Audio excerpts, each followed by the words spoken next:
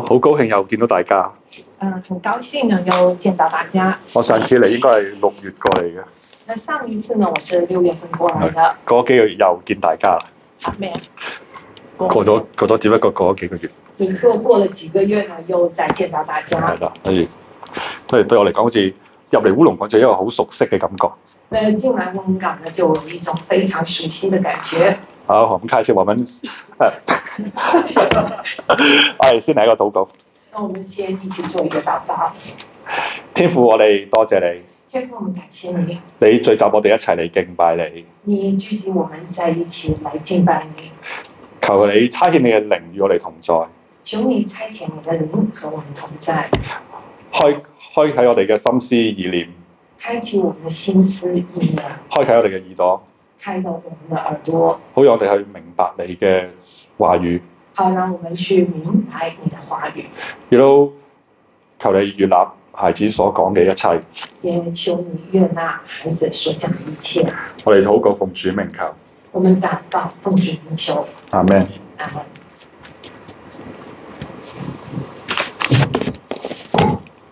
好啦，無論你喺呢個基督信仰呢條路上面行咗幾耐，無論你在基督信仰這條路上走了多久，我都相信大家都會試過有一個失去盼望嘅經歷。那我都相信大家也曾經試過失去盼望嘅一個經歷。就好似話你祈禱好耐，點解上帝都冇回應嘅？就好像你禱告了很久，但是呢，上帝都沒有回應。或者你為到你屋企人嘅健康啊，你啲仔女嘅前途啊，工作嘅困境啊，教會嘅復興，祈禱咗好耐好耐。或者呢，你為了家人的健康、孩子的前途、教會的復興，禱告了很久很久。但上帝都係冇答案俾你哋喎。但是呢，上帝都沒有給你答案。特別係當你去面對困難、孤單或者誤解嘅時候，那特別是當你面對困難、孤單或者誤解的時候，哇！你會越嚟越失望。那你會感到越來越失望。喂，咁樣我哋可以點算呢？那我們可以怎麼辦呢？我哋基督教信仰係一個關於盼望、信心同埋愛嘅信仰。我們基督教信仰是一個關於盼望、信心和愛的信仰。但係點樣可以喺呢個現實生活當中去實踐呢？但是如何在我們現實生活中實踐出來呢？今日嘅經文係路加福音21章5至19節。今天的經文呢，是在路加福音21章5到19節。呢段係一段好充滿挑戰嘅經文。那這一段呢，是一段充滿挑戰的經文。因為佢係講緊聖殿被毀嘅預言。因為說的呢是聖殿被毀的預言。聖殿被毀係對當時嘅猶太人嚟講係極具震撼嘅事件嚟㗎。那聖殿被毀呢，對當時的猶太人來說是一件非常震撼的事件。聖殿對佢哋嚟講係上帝同在嘅象徵。那聖殿對他們來說是上帝同在的象徵，係佢哋呢個信仰嘅中心，是他們信仰的中心，係一個民族嘅驕傲，是他們民族的驕傲。當耶穌話呢度冇一塊石頭留喺石頭上面嘅時候，當耶穌說這裡沒有一塊石頭留在石頭上的時候，嗰時唔單單係對一個建築嘅預告。那這裡呢，不單單是對一個建築的預告，更加係對成個宗教體系同埋人心依附嘅挑戰，更是對整個宗教體系和人心依附的挑戰。呢段關於聖殿被毀嘅經文，那這一段呢，關於聖殿被毀嘅經文，喺3本對觀福音書都有出現。在3本其他福音書裡面都有出現。我哋稱為對觀福音書咧，其實就係馬太、馬可同埋路加。我們稱為對觀福音書呢，就是馬太、馬可、路加。路加版本同埋馬可就好似嘅。那路加的版本呢，和馬可呢是非常相似的。但係當然有啲好重要嘅唔同嘅地方啦。那當然還有一些很重要的不同的地方。首先，路加寫福音書嘅對象咧係外邦人啊，那首先呢，路加寫福音書的對象是外邦人，而馬可嗰啲對象咧係個猶太人。而馬可寫的對象呢是猶太人。路加寫福音嘅時候咧，個聖殿其實已經被毀咗㗎啦。當路加寫的時候呢，其實聖殿已經被毀了。所以佢對猶太教同埋聖殿嘅睇法咧，所以呢，他對猶太教和聖殿的看法，帶有一種歷史嘅距離同埋神學嘅反思嘅。就帶有了一種歷史的距離和神學的反思。佢唔係單單去哀悼同埋失落嘅，他不單單是去哀悼或者失落，而係要指出上帝嘅救恩計劃係從來冇終止到，而是要指出上帝救恩的計劃是從來沒有終止過的，而係啱啱去開展緊。而是剛剛才去開始的。喺路加嘅眼中，那在路加的眼中，從耶穌嘅生命受死復活，從耶穌的生命受死復活，到聖靈降臨，教會誕生，到聖靈降臨，教會誕生，福音傳遍地極，那福音傳遍地極，一切都實現咗上帝藉住先知一早已經預言嘅救恩大計。那一切都實現了上帝借着先知一早預言的救恩大計。換句説話講，歷史係唔會失控嘅。那換句話來說，歷史是不會失控的。雖然睇落好似好混亂、好動盪，雖然呢看起來好像混亂和動盪，但係背後都有上帝喺度控制緊嘅。但是呢，背後有上帝在控制。呢啲對當時經歷逼迫嘅早期信徒，那這些在當年經歷過逼迫的早期信徒，係一個好大嘅安慰同埋鼓勵。對他們來說是一個很大的安慰和鼓勵。喺今日呢段關於聖殿被毀嘅經文入邊咧，那在今天這一段關於聖殿被毀的經文裡面，路加嘅講述嘅方法咧，同馬可又有啲唔同嘅。那路加講述的方法和馬可呢有一些不一樣了。馬可就話耶穌離開咗聖殿嘅，那馬可就說呢，耶穌離開了聖殿，但路加就話耶穌仲喺裏邊。但是路加卻說耶穌還在裡面。喺馬可版本度咧，就話門徒好讚美呢個聖殿嘅宏偉啊、美麗咁嘅。那在馬可的版本裡面呢，就說到門徒就讚美這個聖殿的宏美和美麗。但喺路加入邊咧，但是呢，在路加裡面，嗰啲讚美嘅説話咧，係有啲無名氏講嘅。那些讚美的話呢，是一些無名氏說的。呢個改變咧，可以俾到路加嘅外邦讀者咧，能夠將自己代入去呢個故事入邊啦。那這個改變呢，就可以使到路加的那些外邦讀者呢，把自己帶入這個故事裡面。到路加寫福音嘅時候咧，那當路加寫福音嘅時候，大概係公元85年。那大概是公元85年。猶太人同基督徒都遭受迫害。那猶太人和基督徒都遭受了迫害。起初咧，猶太教同基督教之間係一啲好普通嘅細眉細眼嘅爭議。那起初呢，猶太教和基督教之間是細微的一些小的爭議，但後來慢慢演變成一啲嘅政治衝突。但是後來慢慢就轉變成政治上的衝突。好，嗰啲比較年輕嘅基督教會咧，受到猶太社群同埋羅馬政府嘅誤解同埋攻擊。那年輕的基督教會呢，就受到猶太社群和羅馬政府的那個攻擊、誤解還有攻擊和攻擊。路加喺經文入邊咧，加入咗嗰啲關於被捕同埋受迫害嘅重要信息。那路加在經文裡就加入了關於被捕和受迫害的那些重要信息，話俾信徒聽。他就告訴信徒聽，呢啲困難唔會摧毀佢哋嘅信心，那這一些困難是不會摧毀他們的信心的，反而係俾到佢哋機會去見證耶穌。反而呢，給了他們機會來見證耶穌。耶穌事工嘅核心咧，係一種非常唔同嘅盼望。那耶穌事工，耶穌事工的核心呢，是一種非常不同的盼望。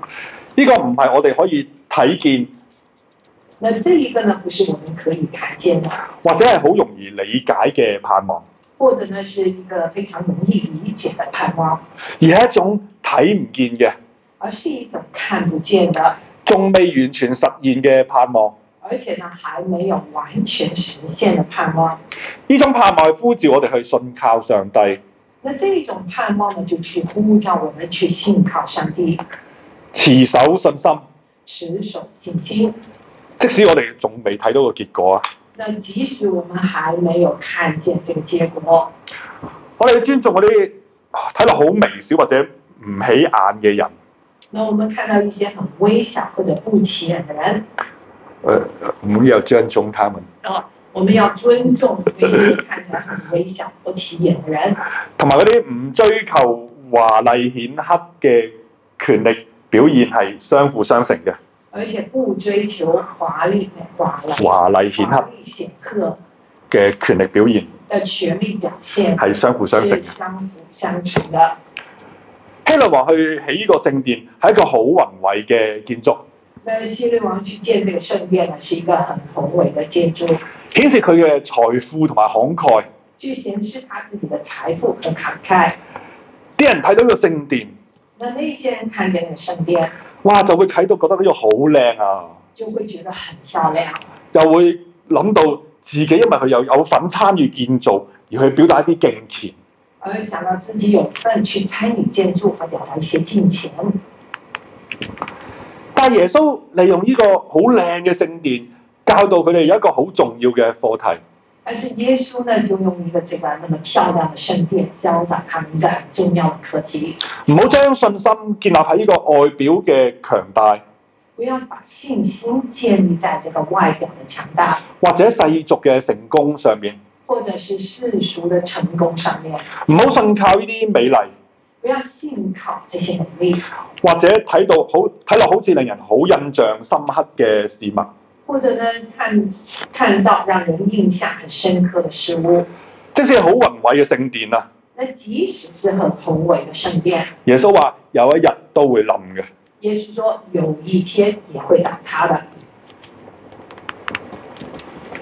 耶穌都警告啲人唔好信靠假先知或者唔可靠嘅領袖。那耶穌呢也警告那些人不要相信那些假先知或者不可信靠的領袖。佢哋唔應該因為口才或者權威而令到你去追隨佢哋嘅。你不應該因為他們的口才或權威而去追隨他們。真正嘅領袖就好似耶穌咁一樣嘅生活同埋行事嘅人。真正的領袖呢，就好像耶穌一樣去生活行事的人，去展現愛、謙卑同埋真理。去展現愛、謙卑和真理。路加嘅讀者應該好熟悉呢個《使徒行傳》5章入邊嘅道達。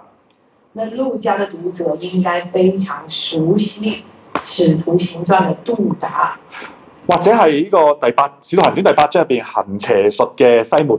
或者呢《使徒行傳》第8章裡面行邪術的西門。呢一啲嘅假先知。那這一些假先知。後來基督教嘅作家就好似Irenaeus。那後來呢，基督教嘅作家就好像嗰啲教父，我譯唔到中文嘅。同埋呢個殉道者尤斯丁。或者殉道者Justin Martyr。Justin 啦。甚至佢哋寫出嚟就話呢個行邪術嘅西門係最大嘅異端之一。他們就寫出來呢，就說行邪術的西門是最大的異端之一。早期教會嘅文獻12使徒遺訓。那早期教會嘅文獻12使徒遺訓。佢嘅第11章入邊咧，亦都清楚教導到點樣去分辨呢個假先知同埋假教師。在11章裡面也清楚地教導如何分辨這些假先知、假祭司，係嘛？假先知、假教師係。假先知、假教師。要睇佢哋嘅行為同埋品格。要看他們的行為和品格，而唔係淨係聽佢講嘢。而不是只是聽他們說話。耶穌話俾人聽，那耶穌告訴人聽，唔好去追隨呢啲假教師，那不要去追隨這些假教師，而係需要留意某一啲嘅跡象，而是要留意一些跡象，因為困難嘅時候將要嚟到，因為困難的時候將要嚟到，將會有戰爭、社會動盪同埋自然災害。將會有戰爭、社會動盪和自然災害。路加嘅讀者其實就好明白嘅，那路加的讀者其實是非常明白的，因為佢哋曾經經歷過地震，因為他們曾經經歷過地震，甚至係火山爆發，甚至乎是火山爆發，亦都聽過饑荒，也聽說過饑荒，或者佢當時預言中嘅饑荒。或者呢當時預言中的饑荒。當路加講到耶穌預言聖殿喺公元70年被毀，那當路加說到耶穌預言聖殿在公元70年被毀，佢賦予呢件事有新嘅意義。他賦予這件事情有新的意義。聖殿嘅被毀唔係上帝拋棄百姓嘅證據，那聖殿被毀呢，不是上帝拋棄百姓的證據，而係上帝計劃嘅一部分。而是上帝計劃的一部分。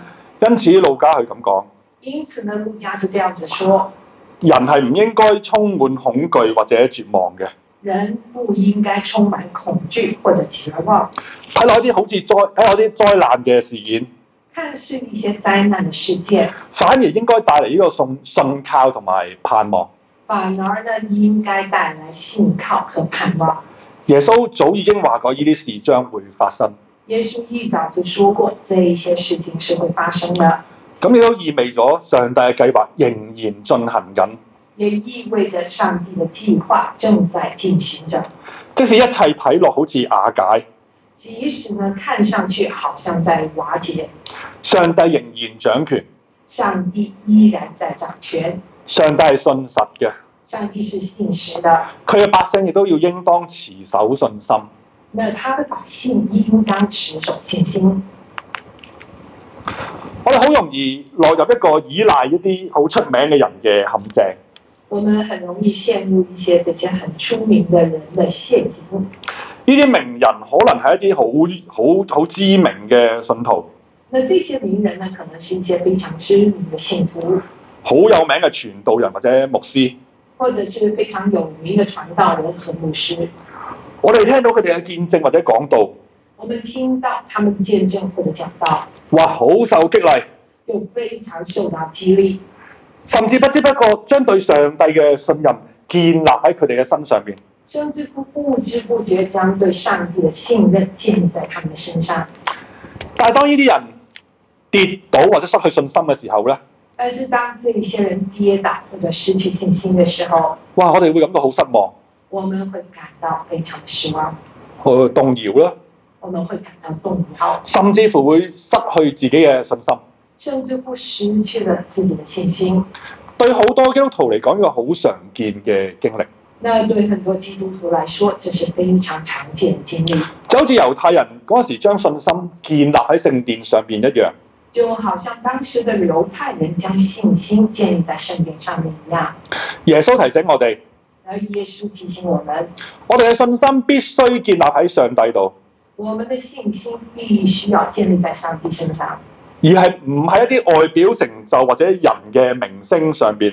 而不是一些外表面成就，不是一些外表的成就或人嘅名聲，人的名聲上面。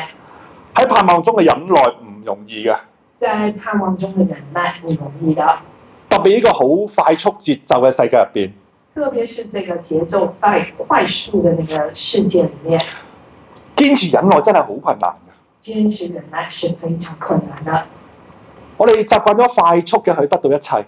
我們習慣了很快速的得到一切。你想象一下，忽然間你成日冇 internet 用，突然你想象一下，如果突然間你沒有了網絡，你會覺得哇，成個世界好似停咗咁。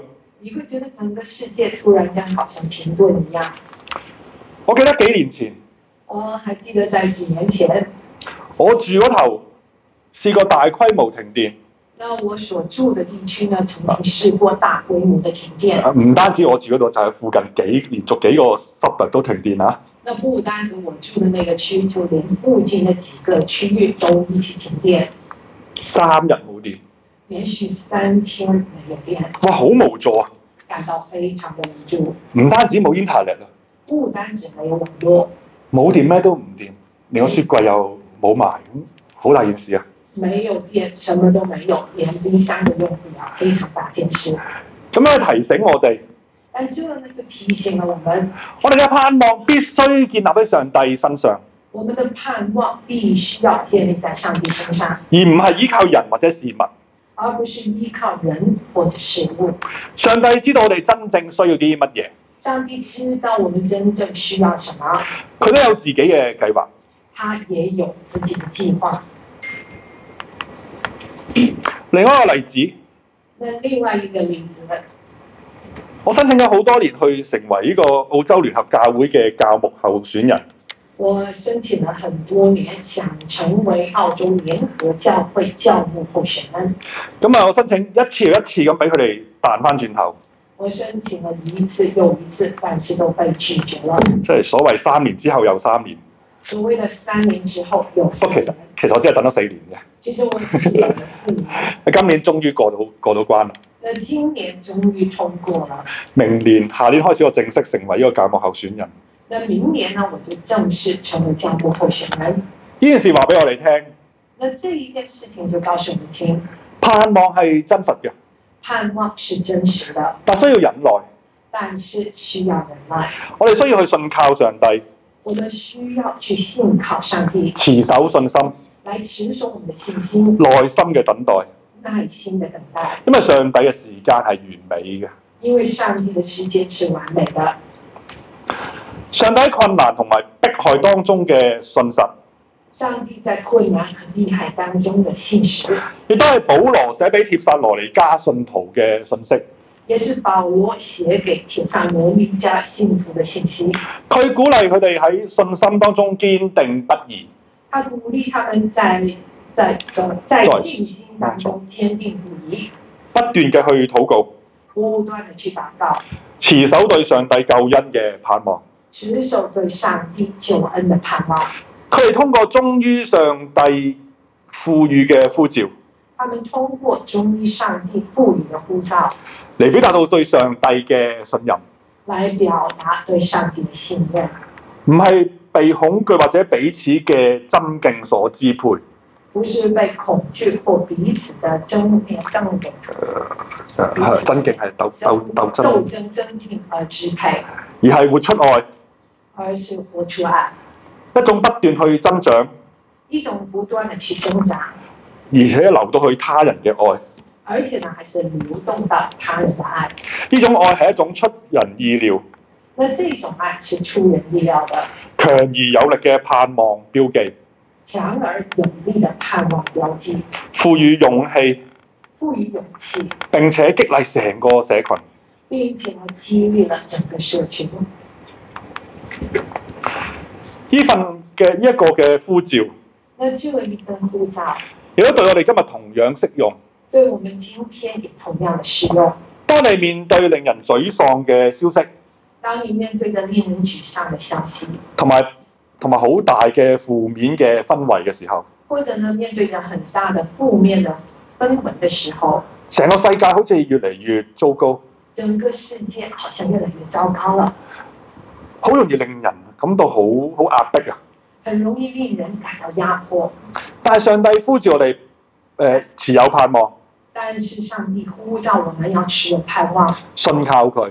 要去信靠他。即使我哋睇落眼前嘅景象好似好真實。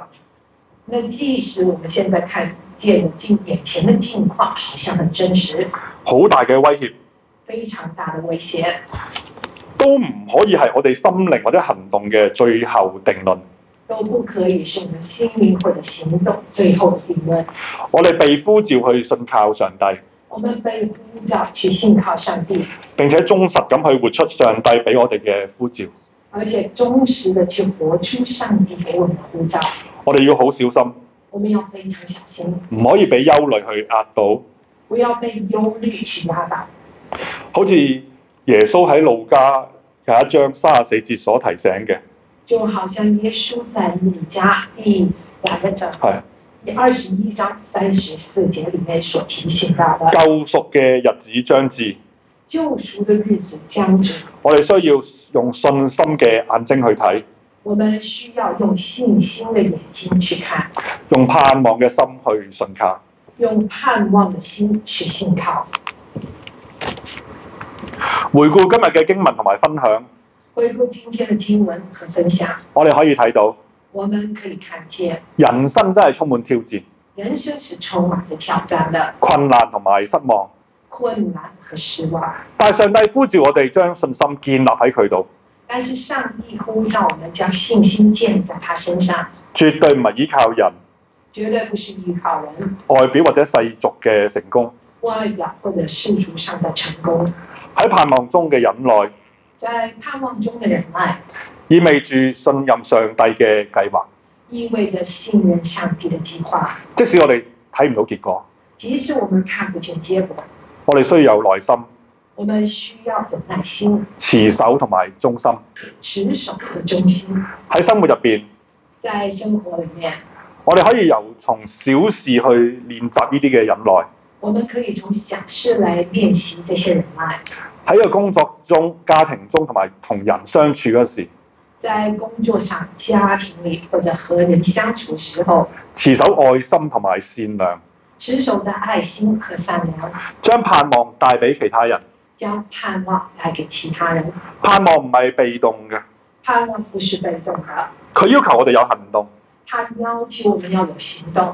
即使我哋面對呢個困境、壓力重重，即使我們所面對的困境、壓力重重，我哋仍然可以用愛、勇氣同埋信心我們依然可以用愛、勇氣和信心回應周圍嘅人。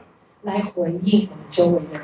當你咁樣做嘅時候，當你們這樣做的時候，我哋嘅生命就成為盼望嘅見證，我們的生命就成為盼望的見證，可以激勵更多人去信靠上帝。可以激勵更多的人來信靠上帝。所以讓我哋今日立志，所以呢，讓我們今天來立志，將信心建立喺上帝身上，將信心建立在上帝身上，而唔係人或者環境。而不是人或者環境。喺盼望中忍耐，在盼望中忍耐，持守信心，持守信心。即使眼前困難重重，即使眼前的困難重重，用愛去回應周圍嘅人，用愛來回應周圍的人，讓盼望同埋勇氣溢出到呢個社群上面，用盼望和勇氣溢出到社群裡面，用信心嘅眼睛去睇嘢，用信心的眼睛來看事情，用盼望嘅心去信靠，用盼望的心來信靠，等待上帝完美嘅時間。等待上帝完美的時間。願上帝嘅信實同埋盼望帶領我哋每一步。願上帝的上帝的盼望信實帶領我們每一個人。讓我哋喺困境當中都可以站立得穩。願我們在困境當中都可以站立不穩，活出佢嘅光同埋愛。活出他的光和愛。阿們。阿們。